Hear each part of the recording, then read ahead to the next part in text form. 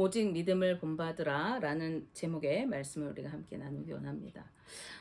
세상 사람들은 누구나 잘 살고 싶고 또 성공하고 싶어 합니다. 어떻게 하면 잘 살고 성공할 수 있는지를 배우고 싶어 하고, 그래서 성공한 사람들에게서 그 비결을 찾으려고 노력합니다.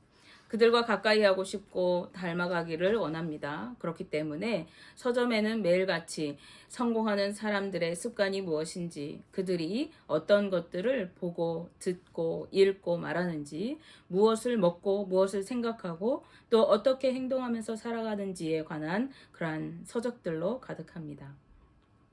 그렇다면 우리 믿는 사람들은 누구와 가까이 하고 무엇을 배우고 닮아가야 하는 것일까요?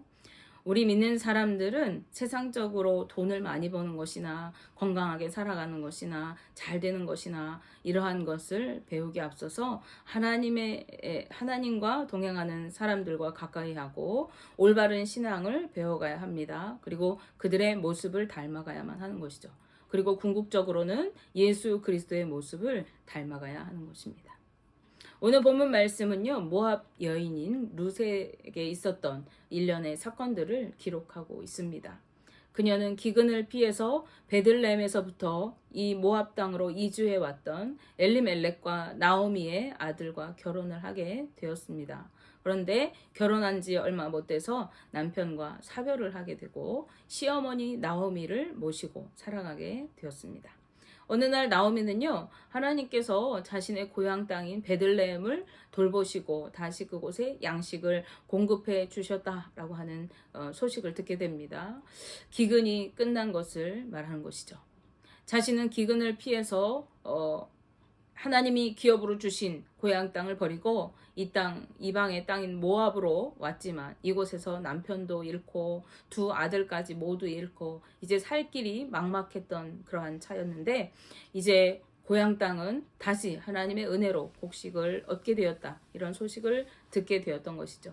이 소식을 들은 나오미는 이방에서 자신을 부양해 줄 남편과 아들이 없이 살아가는 것보다 차라리 고향으로 돌아가서 일가 친척들과 믿음의 형제들과 함께 지내는 것이 더 나을 것이라고 생각해서 고향으로 돌아가려고 길을 나섭니다.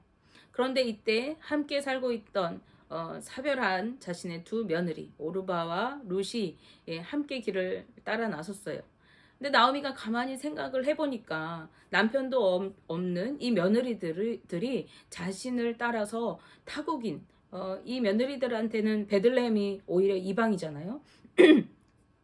다국 땅에서 생과부로 사는 것보다는 그래도 부모님과 친척들이 있는 이 고향인 모압 땅에서 다시 결혼을 해서 새로운 삶을 살아가는 것이 이 며느리들에게는 더 낫겠다라는 생각이 들었어요. 그래서 며느리들을 불러놓고 너희가 그동안 나를 착한 마음으로 선한 마음으로 잘 대해주어서 너무 고맙다. 너희가 나를 그렇게 선대한 것처럼 하나님께서도 너희에게 선을 베푸시기를 원한다. 이렇게 말하면서 너희가 새로운 남편을 얻어서 행복하게 살아가라고 하고 작별 인사를 고합니다. 그런데 시어머니의 이 말을 들은 며느리들은 울면서 우리도 어머니와 함께 가겠습니다 라고 이야기하는 거예요. 아마도 이 며느리들이 마음이 너무 착했던 것 같아요. 하지만 나오미는 여인이 남편 없이 이방 땅에서 살아가는 것이 결코 쉽지 않다는 것을 잘 알고 있었죠. 자기도 지금 그런 처지잖아요. 그렇기 때문에 다시 한번 그들이 부모님 곁으로 돌아갈 것을 권합니다. 그러자 오르바라는 며느리는요, 울면서 어머니의 그 말을 따라서 작별을 고하고 떠나갔어요. 그런데 이 롯은요, 더욱 확고하게 나오미와 함께 갈 뜻을 밝히고 자신은 죽는 한이 있어도 죽는 일 외에는 어머니를 결코 떠나지 않겠다고 이야기합니다. 만일 내가 죽지 않았는데 어머니를 떠나간다면 하나님께서 나에게 벌을 내리시고 또 내리시기를 원합니다. 이렇게까지 맹세를 하면서 어머니에게 매달린 거예요. 루기 1장 16절 17절 16절에서 17절 앞부분 말씀에 룻이 이르되 내게 어머니를 떠나며 어머니를 따르지 말고 돌아가라. 강권하지 마옵소서. 어머니께서 가시는 곳에 나도 가고 어머니께서 머무시는 곳에서 나도 머물겠나이다. 어머니의 백성이 나의 백성이 되고 어머니의 하나님이 나의 하나님이 되시리니 어머니께서 죽으시는 곳에서 나도 죽어 거기 묻힐 것이라 라고 이렇게 말씀하고 있어요. 자신은 어머니가 가시는 곳이라면 어디든지 가고 어머니가 머무는 곳이라면 어디든지 함께 하겠다고 이렇게 말하고 있습니다. 그리고 어머니의 백성이 나의 백성입니다. 어머니의 하나님이 나의 하나님입니다. 그래서 어머니가 죽어서 그 땅에 묻힌다면 나도 어머니 곁에 묻히기를 원합니다. 이렇게 말하는 거예요. 즉 어머니의 삶을 내가 그대로 따라 살아가고 어머니의 믿음을 본받아서 하나님을 믿으며 살겠습니다. 라고 말하는 것이죠. 룻이 이렇게 말하는 것은요, 아마도 그가 어머니인 나오미의 믿음과 삶을 보면서 이스라엘 백성을 사랑하게 되었던 것 같아요. 그리고 이스라엘 백성과 함께 하시는 하나님이라는 그 위대한 신이 계시다라는 것을 알게 되었던 것 같아요. 그리고 하나님은 모든 사람을 사랑하는 분이시다. 그래서 그 하나님은 나도 사랑하신다 하는 것을 알게 되었던 것 같습니다. 그렇기 때문에 이방의 다른 신을 섬기는 문화 가운데 살았던 이 롯은요, 나오미를 떠나지 않고 그와 함께 하면서 살아가기를 간곡히 바라고 있는 것이죠. 오르바와 나오미의 선택이 이렇게 서로 달랐던 이유는 무엇입니까? 롯은 어머니의 삶을 통해 하나님을 알게 되고 어머니의 믿음을 본받고 싶어 했던 것이죠. 어머니의 신앙을 닮기 원했기 때문에 롯은 떠나지 않고 어머니를 끝까지 붙들었던 것입니다. 우리가 누군가를 닮고 싶고 그 사람처럼 살고 싶을 때 우리는 어떻게 하게 됩니까? 그 사람과 어떻게든지 더 가까이 있고 싶어 하고 그 사람이 하는 대로 나도 따라서 해보게 되는 거죠. 그 사람이 말하는 대로 행동하면서 따르게 되고 그 사람이 기뻐하는 일을 기꺼이 하게 됩니다. 우리는 롯의 이후의 모습을 통해서 이런 그녀의 마음을 알 수가 있어요. 나오미와 함께 베들레헴으로 가게 된 롯은요, 어머니 나오미를 지극정성으로 정성껏 섬겨줍니다. 그리고 나오미가 시키는 것이면 무엇이든지 내가 어머니의 말씀대로 따르겠습니다. 이렇게 순종하면서 행하게 되어져요. 심지어 자신보다 나이가 훨씬 많은 보아스가 잠이 들 때 그 발치에 가서 누우라 하고 하는 그 나오미의 말까지 그녀는 순종합니다. 그 발치에 가서 누우라 하는 것은 그 보아스가 잠자고 있는 잠자리에 네가 같이 누워라 라는 거예요. 이거는 순종하기 어려운 그러한 부탁인데도 불구하고 롯은 자신의 어머니의 말씀에 무조건 순종합니다 라고 하면서 그대로 행했던 것이죠. 그녀는 어머니가 기도하는 믿음의 사람인 것을 알았기 때문에 어머니가 그 말을 하는 이유가 있을 것이라고 아마 생각했을 것입니다. 하나님께서는 그런 롯을 통해 다윗의 왕의 계보가 세워지게 되는 축복의 인생을 살아갈 수 있게 하셨어요. 비록 이방 여인이었지만 시어머니였던 나오미의 믿음과 그녀가 누리는 하나님의 사랑과 축복의 나라를 사모하고 또 본받기를 원했던 이 룻은요, 어머니의 곁에 떠나지 않고 함께 하였고, 그래서 그녀도 이스라엘 백성과 함께 하나님의 사랑과 은혜를 입고 그들 가운데서 하나님의 백성으로 살아갈 수가 있게 되었어요. 그리고 그의 혈통에서 온 인류를 구원하실 예수 그리스도가 탄생하게 되는 영광을 누리게 되어서 예수님의 계보에 당당하게 이방 여인이었으면서도 그 이름을 올리게 되었습니다.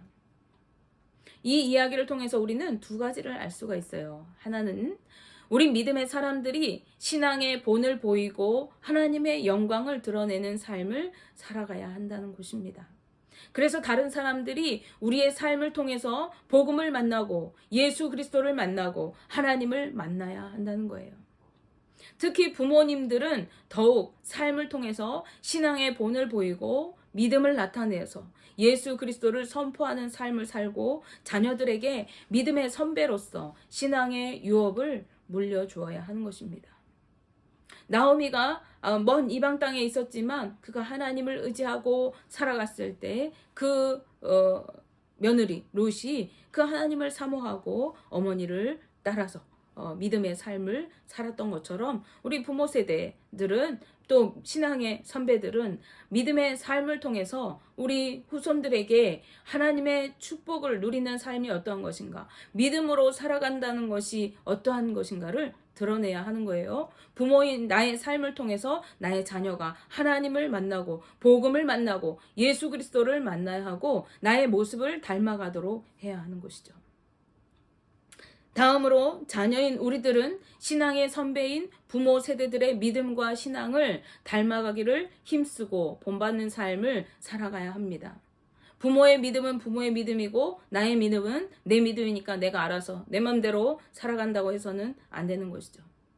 믿음의 선배들이 보여준 신앙의 본을 따라서 신실하게 살아가고 그들이 누렸던 하나님의 은혜와 축복을 함께 맛보며 하나님께 영광을 돌리며 살아가야 하는 것입니다.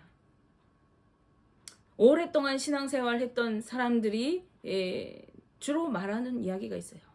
야, 예전에 우리가 믿었을 때는 우리 이렇게 뜨겁게 기도했었는데, 우리 이렇게 뜨겁게 하나님의 말씀을 사모했었는데, 우리 이렇게 열정적으로 주님의 복음을 전했는데, 지금은 이전만 못하다.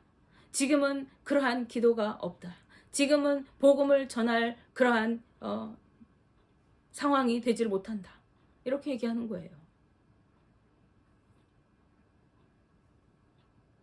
우리는 신앙의 선배들이 열정적으로 하나님을 예배하고 믿음으로 살아가려고 몸부림치면서 누렸던 하나님이 축복하신 그 삶을 우리도 본받아서 우리도 그러한 삶을 살아가야 하는 것입니다.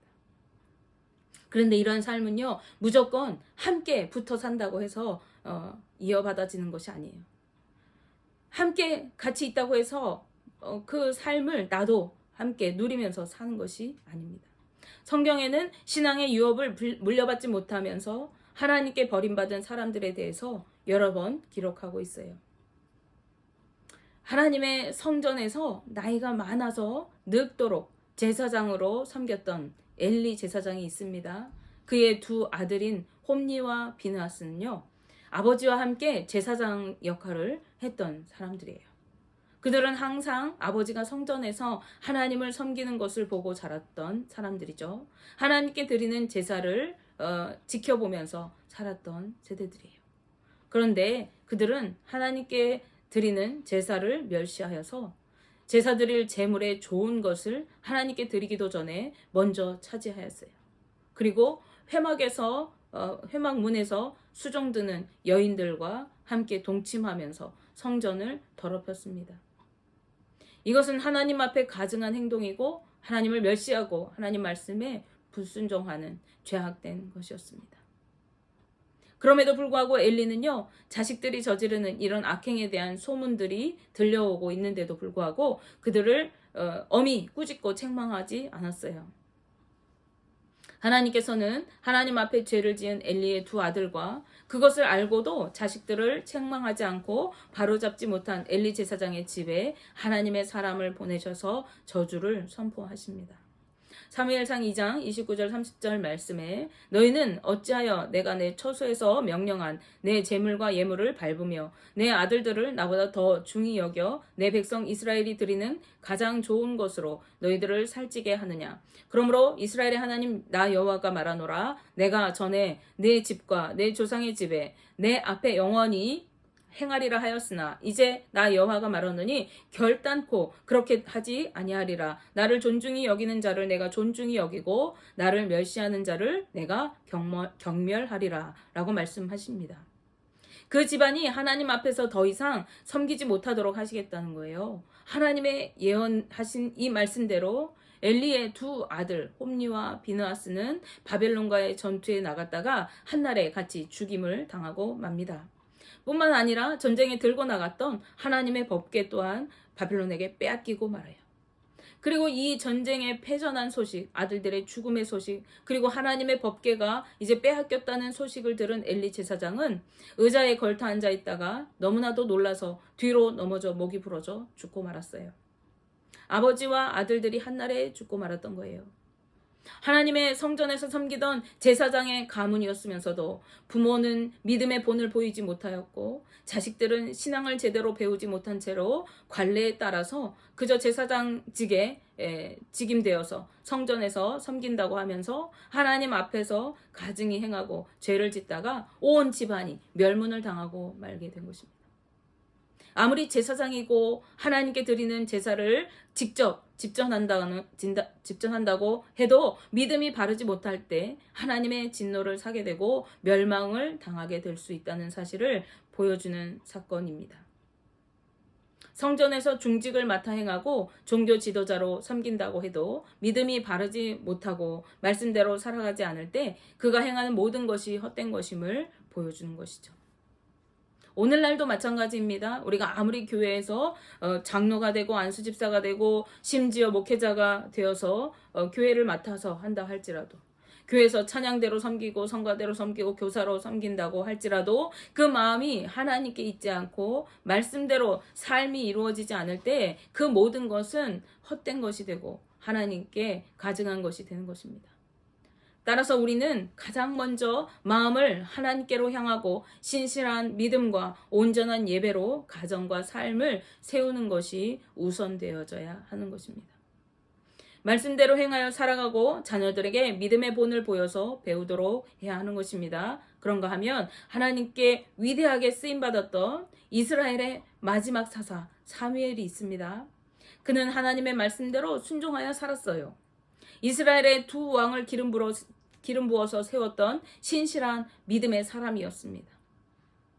그는 왕이 있기 전에 하나님의 대리자로서 백성을 다스리고 하나님과 백성 사이에 중보자 역할을 감당했던 그런 사람입니다.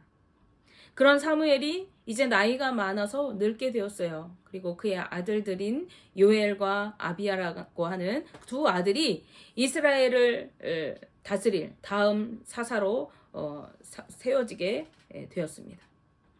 백성들이 그를 사사로 삼았어요. 그런데 그의 아들들은 아버지처럼 신실하지 않았습니다. 사무엘상 8장 3절 말씀에 그의 아들들이 자기 아버지 행위를 따르지 아니하고 이익을 따라 뇌물을 받고 판결을 굽게 하니라 라고 말씀합니다. 사무엘의 아들들은 아버지 믿음을 본받으려고 하지 않았어요.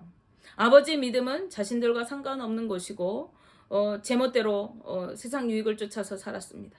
그들은 이익을 얻는 데만 급급해서 뇌물을 받고 부당한 판결을 내렸던 사람들이에요.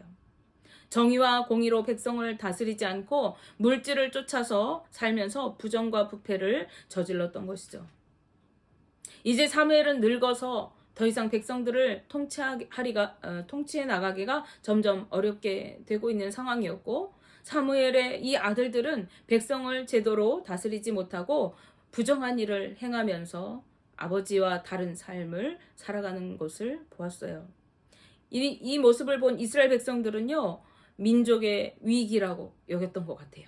그래서 백성의 장로들이 서로 함께 모여가지고 사무엘을 찾아갑니다. 그러면서 이렇게 말해요. 당신은 이제 너무 늙고 당신의 아들들은 당신과 같이 정직하고 신실하게 행하지 않고 백성들을 제대로 다스리지 못하고 있다. 그러니 우리도 이방 나라들처럼 다른 나라들처럼 왕을 세워주시라. 왕을 세워서 이 백성을 제대로 다스리게 해달라고 요구하고 있습니다. 이 요구는 두 가지 의미를 갖고 있습니다. 하나는요, 사사의 시대가 이제 끝났음을 말하고 있는 거예요. 이제는 더 이상 사사를 통해서 친히 통치하시고 다스리시는 하나님의 통치를 이스라엘 백성들이 거부하고 대신 세상의 왕의 통치를 받겠다는 선언을 하고 있는 것입니다. 하나님께서는 이것이 이스라엘 백성들이 하나님을 버린 것이라고 말씀하고 있어요. 두 번째 의미는요, 사무엘의 두 아들이 사사의 자격을 박탈당했음을 의미하는 거예요. 즉 하나님의 대리자로서 나라를 통치하고 구원할 지도자로서의 그 지위를 이제 백성들에게서 거부당한 것입니다. 오늘날로 말하면 뭐죠? 지도자 탄핵인 거예요. 이들은 위대한 믿음의 지도자인 아버지 사무엘을 아버지로 두었습니다. 신실한 믿음의 사람, 하나님과 늘 동행했던 사람, 하나님의 말씀대로 순종하여 살아가는 사람, 왕을 기름 부어 세울 만한 백성의 리더인 사람이 내 아버지예요. 그런데 그 믿음을 본받지 않고 이들은 세상의 이익을 쫓아서 살아갔습니다. 돈을 챙기는 일에 마음을 두었어요. 잘 먹고 잘 사는 것에 오히려 마음을 두었던 거예요. 그 결과 사무엘의 두 아들 요엘과 아비야는 아버지와 같이 하나님의 사랑을 힘입어 권세를 누리고 살지 못하고 오히려 그 권세를 빼앗기게 되었습니다. 이 땅의 물질과 유익을 구하면서 살아가다가 진정한 유익을 잃어버리고 만 것입니다. 뿐만 아니라 온 백성으로 하여금 하나님의 통치를 거부하고 세상 왕을 구하는 죄를 저지르게 하였습니다. 백성을 구원하고 신실한 믿음으로 살아가도록 해야 하는 지도자의 신분을 망각하고 자신들뿐만 아니라 온 백성이 하나님 앞에 죄를 짓고 참된 행복과 축복을 잃어버리게 하는 결과를 가져온 것입니다. 믿는 우리가 믿음의 본을 보이지 못하고 세상에 복음의 빛을 비추지 못할 때 세상은 죄악의 길을 걷게 되는 것입니다. 따라서 우리 믿는 성도들은 신앙의 선배들인 부모 세대의 믿음을 잘 배우고 본받아서 신실하고 온전한 삶을 살아가야 하는 것이고 예수 그리스도의 모습으로 그 장성한 분량까지 자라가야 합니다. 그리고 믿음의 본을 보여서 세상에 복음의 빛을 비추어야 하는 것입니다. 그러한 삶을 통해 이 땅에 하나님의 통치를 이루고 주님이 주시는 축복과 은혜를 누리며 살아가게 되는 것입니다. 이방 여인이었던 룻이 어머니의 그 믿음을 붙쫓아 살아갔을 때 그는 하나님의 축복을 누리고 하나님의 축복의 세대의 반열에 드는 그 권세를 누렸습니다. 그러나 위대한 민족의 지도자인 사사인 사무엘의 아들들은 그 부모의 믿음을 본받지 않고 세상 유익을 쫓아 살아가다가 자신의 권위를 박탈당하고 백성을 죄악의 길로 인도하는 그러한 시초가 되고 말았습니다. 우리는 어떠한 삶을 살아가야 하겠습니까? 원하기는 저와 우리 동성교회 성도님들 모두가 믿음의 모습들을 본받아 살아가고 또 나의 삶을 통해 믿음이 세상으로 나타나고 증거되는 삶을 통해 이 땅에 하나님의 축복을 누리고 또한 나의 삶에 임하시는 하나님의 권세를 누리는 복된 삶을 살아가게 되시기를 주님의 이름으로 축복하며 기도합니다. 기도하겠습니다.